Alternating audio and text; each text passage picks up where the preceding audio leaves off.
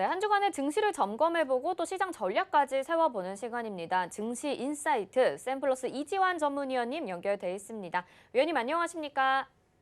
예, 안녕하세요. 이지한입니다. 네, 지난번부터 호크아이 시스템으로 특징주를 분석을 해주셨는데 이게 참 신기하더라고요. 수급까지 체크해 주시면서 특징 관심주 어떤 것들 보고 계시는지 설명 먼저 부탁드릴게요.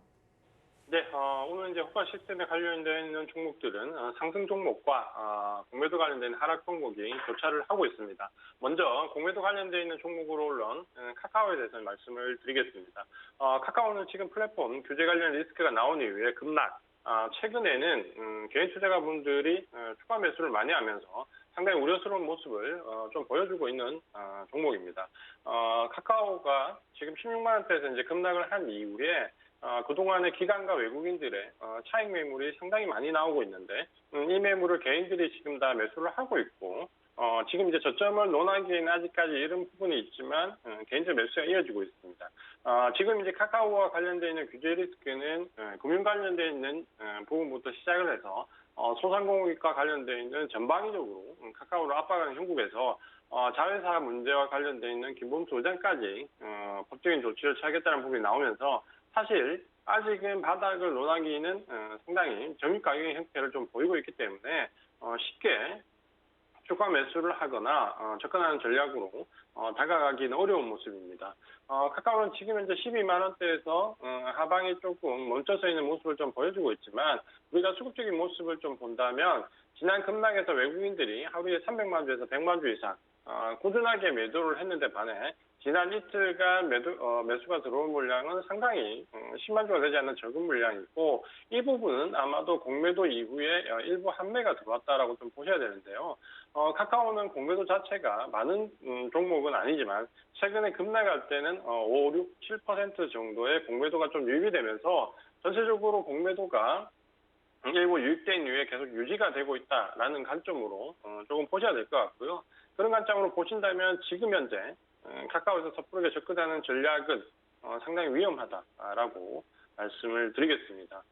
두 번째 관심 종목은 LIG 넥스원입니다. 우리가 잘 알고 있는 기계, 방산 관련된 쪽으로 상당히 특화된 기업인데 최근에 이 방산주는 펀더멘탈상의 변화가 조금씩 나오고 있는 모습입니다. 국방 예산이 일단은 크게 확대가 됐고 그 확대된 예산에 대한 수혜 기대감이 좀 증대하면서 모멘텀이 상당히 살아나고 있다라고 좀 보시면 될 것 같고요. 지금 LIG 넥스원은 이제 이런 최근에 새로 나오는 신제품뿐만 아니라 방산 예산과의 증대라는 관점에서 지금은 상당히 기관과 외국인들이 우호적으로 보고 있다라고 좀 보시면 될 것 같고요. 최근에 이 국방 예산 증가는 일부 관련되어 있는 종목들 위주의 편중이 좀 되고 있는데 수혜를 받을 수 있는 종목이 한 두세 개로 한정되는데 LIG 넥스원은 그 구간에 들어가 있다라고 좀 보셔도 될 것 같습니다. 이제 바로 이런 부분들 때문에 최근에 LIG 넥스원은 수급이 상당히 좋아지는 모습을 좀 보여주고 있는데요. 기관과 외국인들이 최근에는 쌀그리 매수하는 모습을 좀 보여주고 있고 최근 한 달간 기간이 약 26만 주, 기간이 약 16만 주, 외국인이 약 한 27만 주 정도 매수를 하면서 전체적으로 기관과 외국인 모두 좋은 모습을 좀 보여주고 있습니다. LIG 넥스원은 기술적인 부분을 좀 본다면 최근에 단기적인 고점을 좀 형성하는 모습이지만 아직까지 전체적으로 하반 기조 이후에 상승을 좀 보신다면 그동안 하락이 굉장히 크게 깊게 나왔던 부분이 작년 코로나19 이후에 반등을 주고 있지만 아직까지 반등이 완전하게 이루어지지 않아서 저평가 메리트는 여전히 좀 상승하고 있다라고 좀 보셔야 될 것 같고요. 그동안 이 아래쪽에서 바닥권에서 상승하면서 상당히 많은 매집 물량들이 좀 들어오면서 수급적으로도 지금은 좋은 모습을 좀 보여주고 있기 때문에 단기적인 관점보다는 중장기적인 관점으로 좀 접근을 하신다면 상당히 좋은 모습으로 기대에 좀 나올 수 있는 종목 중에 하나다라고 말씀을 드리겠습니다. 그 다음에 이제 관심 종목으로 올라온 종목이 대주전자재료인데요. 최근에 굉장히 이제 급등하는 모습을 좀 보였고, 상당히 가파르게 올라가는 모습을 좀 보여주고 있기 때문에, 지금 이 자리에서 추격으로 매수하기는 조금 어려운 종목이지만, 눌림목을 한번 기다려 볼 만한 종목이다라고 말씀 좀 드리겠고요. 이 종목이 최근에 이제 이렇게 주가가 급등했던 이유는, 우리가 잘 알고 있는 2차 전지 재료와 관련해서 최근에 이 2차전지 재료 관련된 소재에 관련돼 있는 종목들이 상당히 큰 폭으로 상승을 했습니다. 특히 대류전자 재료 같은 경우는 실리콘 응급제에 대한 부분이 상당히 부각이 되고 있는데요. 최근에 이 2차전지 사이에서도 이 실리콘 응급제는 우리가 잘 알고 있는 2차전지 수명을 연장시킬 수 있는 쪽으로 포커스를 맞추기 때문에 어느 정도 2차전지가 레벨업이 좀 된다고 하더라도 계속해서 그 수요가 좀 이어질 수 있다라는 관점으로 이 2차전지 소재에 대한 수명을 연장시킨다는 관점에서 상당히 좋은 평가를 좀 받고 있습니다. 아무래도 이제 이 부분이 전체적으로 대주전자 재료가 급등하는 원인 중에 하나다라고 좀 보시면 될 것 같고요. 최근에는 2차전지 응급제 시장이 조 단위 이상으로 올라서면서 실질적인 시장 형성 자체도 상당히 커져가고 있기 때문에 이 부분이 좋은 역할로 주가의 모멘텀이 되고 있다, 이렇게 보시면 될 것 같습니다. 최근에 대주전자 재료의 수급을 보면 외국인들이 급격하게 매수세 전환되는 모습을 좀 보여주고 있고요. 지금 대주전자 재료를 끌어올리는 수급의 주체는 외국인이다라고 보시면 될 것 같습니다. 외국인들은 최근에 1개월 동안 대주전자 재료를 약 96만 주 정도 매수를 하면서 상당히 가파르게 주가를 끌어올리는 모습을 보여주고 있습니다. 기술적으로 부분 본다면 지금은 단기간에 너무 급등을 했기 때문에 추격 매수할 구간은 아니다라고 말씀을 좀 드리겠고요. 눌림목을 기다리는 부분이 조금 필요하다라고 말씀을 드리겠는데 지금 현재 대주전자 재료가 급등했던 원인에 지금 수급상의 아래 매집적인 부분을 좀 본다면 이번 눌림목 공략 이후에 여전히 상승 추세가 조금 더 이어질 수 있는 모습을 좀 보여주고 있다라고 보시면 될 것 같습니다. 마지막으로 관심을 가져볼 만한 종목이 있는데요. 그 종목은 바로 대한항공입니다. 이 대한항공 같은 경우에는 최근에 물류와 관련된 부분이 이슈가 좀 되고 있는데요. 지금 현재 이 대한항공은 그 응급제 관련된 부분뿐만 아니라 대한항공은 항공과 관련된 부분뿐만 아니라 경기 민감주로서의 역할과 함께 최근에는 항공 화물 운송과 관련된 부분에서도 상당한 모멘텀이 좀 불고 있습니다. 우리가 코로나19 급락 때도 이 대한항공이 항공 화물 쪽에서 수요가 상당히 늘어나서 실적이 좀 좋았던 경험이 있는데 최근에는 이 선박과 관련되어 있는 화물 운송에서 상당히 적체가 예상되면서 항공 쪽으로 화물 운송에 상당히 몰리는 모습을 보여줬고 그 부분이 지금은 실적으로도 연관이 되면서 상당히 좋은 모습을 좀 보여주고 있다라고 보시면 될 것 같습니다. 최근에 수급적으로도 좋은 모습을 좀 보여주고 있는데요.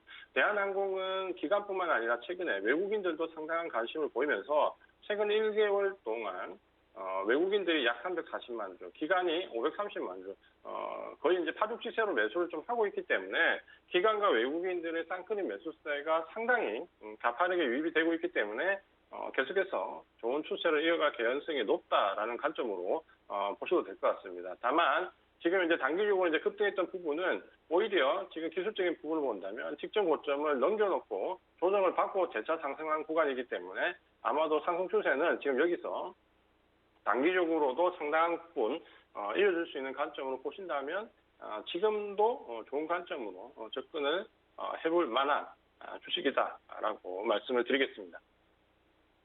네, 카카오 같은 경우에는 각종 리스크에도 불구하고 지금이 또 매수 적기다라는 이유로 매수하시는 분들이 있는데요. 지금은 좀 위험한 구간이라고 말씀해 주셨고 대신에 LIG 넥스원, 대주전자재료, 대한항공을 그래도 관심주로 보고 계십니다. 자, 지금 새로운 종목들이 좀 주목을 받고 있는 것 같은데요. 이제 추석 연휴가 시작이 되고 3일 동안은 이제 매매를 또 쉬게 되잖아요. 그 이후의 전략도 잘 챙겨가 봐야 될 것 같습니다. 마음을 좀 내려놨다가 다시 확 땡길 수 있는 시장 전략 어떤 것들이 있을까요?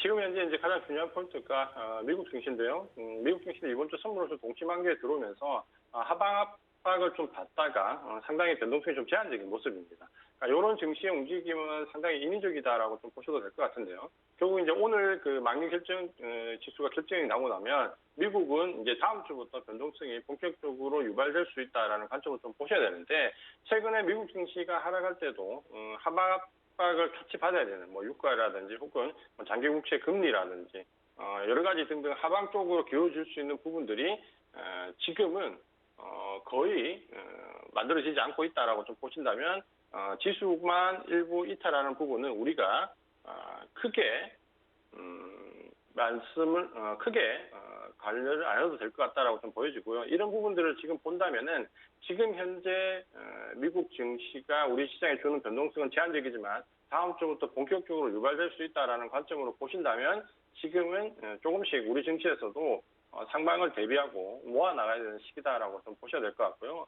우리 이제 내부적으로 본다면은 지금은 8월 급락 이후에 시장이 다시 힘을 모으는 수렴 구간에 들어와 있다라고 좀 보셔야 될 것 같은데 최근에는 경기 민감주와 관련된 부분들이 좋은 흐름을 좀 보여주고 있고 IT 섹터에서도 어제 미국의 필라델피아 반도체 지수가 급등하면서 상당히 반도체 관련된 저점 매수도 같이 유입되고 있는 모습을 좀 보여주고 있습니다.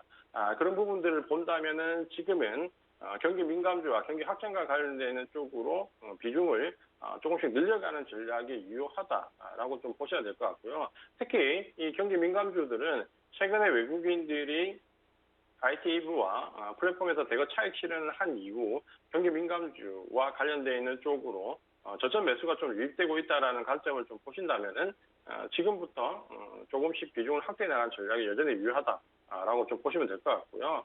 다만 이제 외국인 매수세가 유입되는 종목 섹터와 그렇지 않은 종목 섹터 간의 주가 변동률이 상당히 큰 폭으로 나오기 때문에 그 부분을 고려한다면 지금은 조금 외국인들 수급에도 주시를 좀 하면서 외국인들이 차익 실현하는 종목과 매집하는 종목을 장중에 잘 구분해서 좀 대응을 할 필요가 있다라고 말씀을 좀 드리겠고요. 그다음 이제 마지막으로 우리가 좀 신경 써야 될 부분이 중국의 규제 관련 리스크를 비롯해서 최근에 중국의 경기 불안과 관련된 부분에서 유입되고 있는 이 불안 악재들에 대한 대비인데요. 중국과 관련되어 있는 소비재들이 여기에 일부 영향을 좀 받고 있고 실제로 경기 확장 종목들 가운데서는 일부 중국과 연관되어 있는 종목들은 흐름이 좋지 못하는 모습을 좀 보여주고 있습니다. 그렇게 본다면 결국 이제 중국 규제 관련된 리스크에 관련된 종목들은 좀 피해가는 전략이 좋을 것 같고 소비재를 선택을 좀 하시더라도 중국과 관련되어 있는 소비재는 아직까지는 저점 구간 하긴 구간이다라고 생각을 하시고 여기서 적극적으로 매수하기보다는 한 템포 좀 쉬어가는 모습이 조금 더 유효하다라는 관점으로 보시면 될 것 같습니다. 오늘 지금 현재 장중 강보합권을 유지하고 있고 외국인들이 소폭 매도를 좀 하고 있지만 전체적으로 경기 민감주와 관련된 쪽으로 외국인 매수가 좀 유입되고 있다라는 관점을 보신다면 지금 이제 장마감까지 한 1시간여 정도 시간이 남아 있는데 여기서 무리하게 매수할 필요는 없지만 향후 시장 흐름을 주도할 수 있는 주도 섹터에 있는 종목들은 오히려 오늘처럼 연휴를 앞두고 경계성 매물이 나와서 조금 밀려줄 때 추가로 매수하는 관점으로 접근하시는 것도 괜찮다라고 좀 말씀을 드리겠고요. 전반적으로 시장에 대한 우려감이 팽배해 있지만 악재가 시장에 그렇게 적극적으로 반영되고 있지 않다라는 관점을 좀 주시하면서 시장을 좀 긍정적으로 보시고 지금은 매집을 조금 더 확대해 나가야 되는 시기다라고 말씀을 드리겠습니다.